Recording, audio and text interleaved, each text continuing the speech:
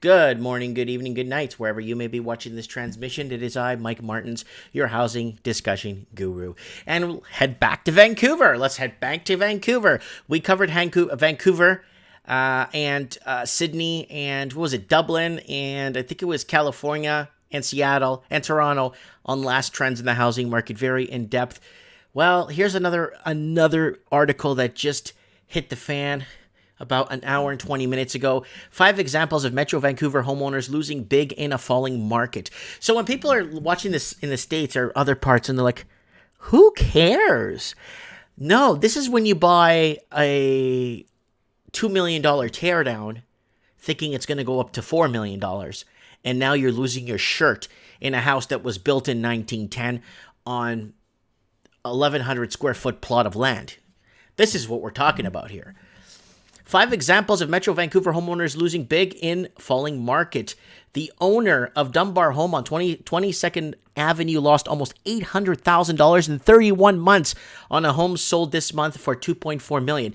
And when I say home, guys, we're not talking about a mansion in the Hamptons or anything like that, or in Beverly Hills. We're just talking about just a house on the street, like a bungalow, isn't whatever. Some Metro Vancouver homeowners who bought just before or just after the start of the market correction in the summer of 2016 and have now sold their homes are being hit with staggering losses. Yep. So they're selling now and they're getting hit with huge losses. Naturally, this has become Twitter fodder. So here's a look at some of the big recent losses and highlighted Twitter handles of Mortimer on Vancouver real estate flip-flops. Okay, 321 Monterey. Here it is. Mortimer posted, the owner of this property in the Upper Delbrook neighborhood took a loss of $700,000. According to B Assessment Authority records, the buyer paid $2.45 million for the 3,400 square foot home on a large 12,000 foot lot.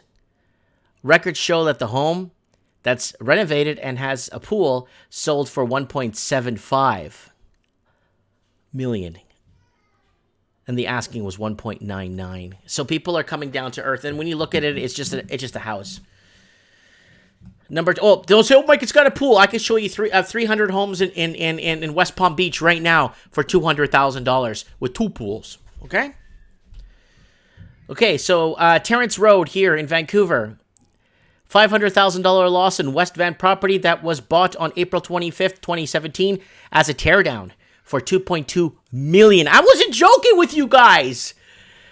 The Metro Vancouver real estate market began its downturn in summer 2016, so perhaps the buyer thought the worst was over. Regardless, it was sold for $1.7 million. The home has a stunning water views on a very large lot over 18,000 square feet. So there's the house right there. So, like, you know, $2.2 million bucks, right? Like, I mean,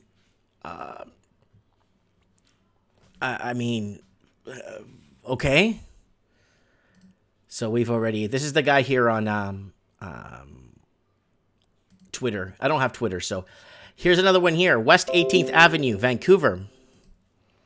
This one's spotted by a Post Media News. This old home, a large 33 by 136 lot on Dunbar. Oh, I remember this one. Was valued at $2.527 million. A little bungalow here, like a little house. Bought the price down to $1.88 million, and there was a quick sale for $2 million bucks. So they ended up paying $2.5 million for it. Here's another one. This is just a regular house, guys. $700,000. So this house purchase history, April 2008, $1.2 million. May 2000. Sorry, it's okay. Let's go back to 2015. Let's take a step back here. 2015, $2 million bucks. April 2018, $1.2 million bucks. So, and tens of thousands of dollars and renovations and stuff. Yeah. Here's another one here. We could go right to here. Bought, $3.2 million in 2017. Sold for $2.4 million. This house here in Houston, Texas, is like $200,000. Or down close to downtown Atlanta, $220 grand for a house like this, but in a lot better condition than this. That's all we got here. That's all she wrote. But I want to throw this out here. People are taking losses across Metro Vancouver. It is happening. People are taking massive losses across Metro Toronto. People are taking losses across Metro Sydney and Melbourne and Auckland and Welland and Christchurch and Ireland. And it's getting bad because of a lot of the people leaving these major cities for affordability issues. No one's wages are being, no one's getting, the taxation is different now. When someone up and leaves to another city, everything changes because then it gets replaced with a ghost and an empty home or something.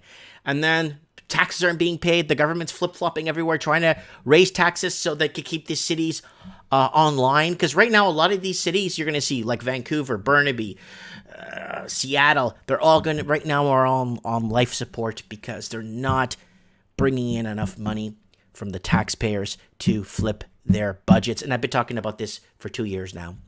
How are these cities going to flip their budgets or make their mandates? We talked about it on Trends in the Housing Market when Ireland, Dublin, is raising the cost of everything because they can't get the money that they lost of all the millennials that left the city to move to Southwest Ireland, Southeast Ireland, Southwest Ireland, or moving to Northern Ireland because they're just sick and tired of paying too much to just live a normal life. We're not talking about living in mansions. We're not talking about private jets. We're talking about paying your rent and being the good citizen. Very hard to be the good citizen nowadays, working on 2 jobs. Let me know what you guys think. Or a house with an income with 2, 3, 4 incomes. It's becoming harder and harder. Let me know what you guys think. And if you're a bachelor out there, comment below and let me know how you're doing. Thanks for watching. Metro Vancouver homeowners losing big on falling markets. Thanks for watching.